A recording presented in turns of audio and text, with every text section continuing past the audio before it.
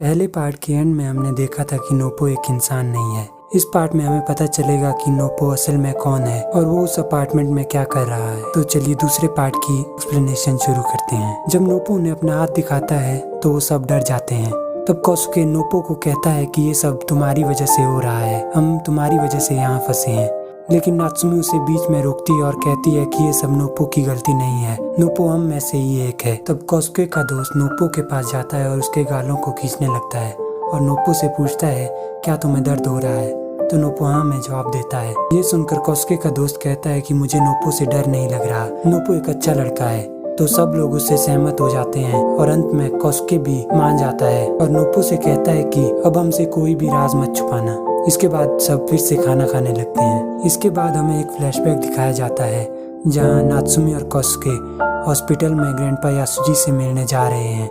लेकिन ग्रैंडपा यासुजी के कमरे के बाहर पहुंचते ही कोसुके नात्सुमी से कहता है कि तुम इतनी डरी हुई क्यों हो, उन्हें कुछ नहीं होगा, ऐसे भी वो तुम्हारे ग्रैंडपा नहीं है। ये सुनकर नात्सुमी कहती है हाँ वो मेरे ग्रैंडपा नहीं है और ग्रैंडपा यासुजी से मिले बिना ही वहाँ से जाने लगती है। लेकिन इतने में ग्रैंडपा यासुजी अपने कमरे का दरवाजा खोलते हैं और कोसुके को चिल्ला कर कहते हैं कि जाओ नात्सुमी से माफी मांगो। और कोसुके नात्सुमी के पीछे उससे माफी मांगने चला जाता है। फिर सीन प्रेजेंट में शिफ्ट होता है जहाँ हमें सब लोग छत पर आराम करते हुए दिखते हैं। नोपो नात्सुमी के पास जाता है और वो दोनों आपस में ग्रैंडपा यासुजी के बारे में बात करने लगते हैं। नात्सुमी नोपो को बताती है कि ग्रैंडपा यासुजी उसके लिए एक पिता के समान थे और ऐसे ही आराम करते करते पूरा दिन बीत जाता है और शाम हो जाती है। शाम को कोसुके अपने सामने एक दूसरा अपार्टमेंट आते हुए देखता है, जिसे देखकर नात्सुमी कोसुके को कहती है कि हमें इसके अंदर जाना चाहिए क्योंकि इसके अंदर हमें कुछ खाने के लिए जरूर मिल जाएगा। ये सुनकर नोपो नात्सुमी और कोसुके एक टब की मदद से उस अपार्टमेंट की तरफ जाने लगते हैं और वहाँ पहुँच जाते हैं। फिर वो तीनों वहाँ खाना ढूंढने लगते हैं पर उन्हें कोई खाना नहीं मिलता। तभी नात्सुमी को एक आवाज आती है जिसे सुनकर वो उस आवाज की तरफ भागने लगती है। फिर उससे एक खिलौने का छोटा सा स्टोर दिखता है। उसे देखकर नात्सुमी को याद आता है कि ये वही स्टोर है जहाँ वो बचपन में अपने मम्मी और पापा के साथ आई थी। लेकिन उसके मम्मी और पापा के बीच लड़ाई हो गई, इसीलिए वो कोई बर्थडे प्रेजेंट नहीं खरीद पाई। इसीलिए वो कोसुके से कहती है कि मुझे ये स्टोर बिल्कुल भी पसंद नहीं है। तभी कोसुके को उसके वॉकी टॉकी पे उसके दोस्त की आवाज आती है जो उसे कहता है कि तुम्हें जल्दी ही वहाँ से बाहर निकलना होगा क्योंकि वो अपार्टमेंट हमारे अपार्टमेंट से टकराने वाला है। लेकिन वहाँ से बाहर निकलने से पहले ही वो अपार्टमेंट आपस में टकरा जाते हैं जिससे दोनों अपार्टमेंट को भारी नुकसान होता है और कोसुके वाले अपार्टमेंट में पानी भर जाता है। जब वो तीनों उस अपार्टमेंट से बाहर आने लगते हैं तो वहाँ पानी से एक रोशनी चमकती है जिसमें कुछ दिखाई देता है, जिसे देखकर नात्सुमी वहाँ हैरान होकर खड़ी हो जाती है। तब कोसुके उसे बोलता है ये तुम क्या देख रही हो।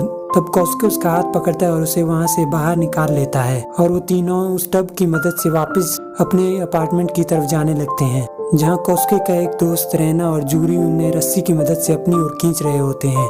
पर वो तीनों एक चीख सुनते हैं और देखते हैं कि तेशी उस बिल्डिंग की छत से लटका हुआ है जो वहाँ से नीचे गिरने वाला है। इसीलिए उसे बचाने के लिए रैना और जूरी छत पर चले जाते हैं और उसे बचा लेते हैं। तब जूरी को वॉकी टॉकी दिखता है जिसे उठाने के लिए वो आगे बढ़ती है लेकिन वो छत टूट जाती है और वो वहाँ लटक जाती है। तब नात्सुमी कोसुके के दोस्त को उस टब को जूरी की तरफ ले जाने को कहती है और जूरी के गिरने से पहले वहाँ पहुँच जाती है और उसे बचा लेती है। लेकिन जब वो उसे बचा रही होती है तो वो खुद पानी में गिर जाती है, जिसे बचाने के लिए नोपो और कोसुके भी पानी में चले जाते हैं। जब वो नात्सुमी को ऊपर खींचने लगते हैं तो कोई चीज नात्सुमी के पैर पकड़ लेती है जिसे नोपो छुड़ा लेता है, लेकिन वो चीज नोपो के पैर पकड़ लेती है और उसे नीचे की तरफ खींचने लगती है। तब कोसुके और नात्सुमी नोपो को ऊपर की तरफ खींचने लगते हैं जिसकी वजह से वो चीज नोपो के एक पैर को पूरी तरह से खा जाती है। उसके बाद वो तीनों पानी से बाहर निकल जाते हैं। अगले सीन में हम जूरी को बेहोश देखते हैं जिसके पास रैना बैठी हुई है। उसके बाद वहाँ नात्सुमी जूरी के लिए पानी लेकर आती है पर उसके हाथ से पानी गिर जाता है। ये देखकर रैना को नात्सुमी पर बहुत गुस्सा आता है और वो उस पर चिल्लाने लगती है और कहती है कि ये सब तुम्हारी गलती है, हम यहाँ फंस गए हैं और अब हम यहाँ मरने वाले हैं। तभी वहाँ कोसुके आता है और कहता है कि तुम सब चुप हो जाओ, हम नहीं मरेंगे, हम यहाँ से घर जरूर जाएंगे। उसके बाद शाम हो जाती है और वो सब खाना खाने लगते हैं। लेकिन नोपो उनके साथ नहीं होता, वो वहाँ बाहर ही बैठा होता है। इसीलिए कोसुके उसके लिए खाना लेकर जाता है और उससे पूछता है कि क्या तुम्हारी टांग ठीक है।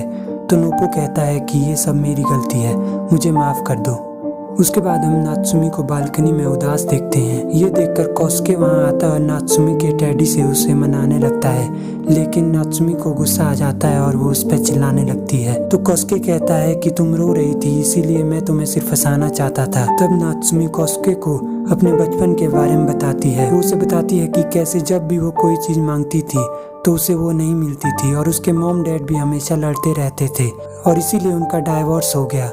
लेकिन तभी वो कोस्के और ग्रैंडपा यासुजे से मिली। ग्रैंडपा यासुजे ने उसे अपनी फैमिली की तरह समझा और वो उनके साथ बहुत खुश थी, लेकिन अब वो भी नहीं रहे और ये अपार्टमेंट भी पूरी तरह से तबाह हो गया है। फिर वो आपस में कुछ और बात करते हैं और नात्सुमी कोस्के से कहती है कि हम यहाँ से घर जरूर जाएंगे। तभी उन्हें एक आवाज आती है और वो सब बालकनी में आ जाते हैं और आसमान में चारों तरफ एक रोशनी देखते हैं जो कुछ देर बाद गायब हो जाती है।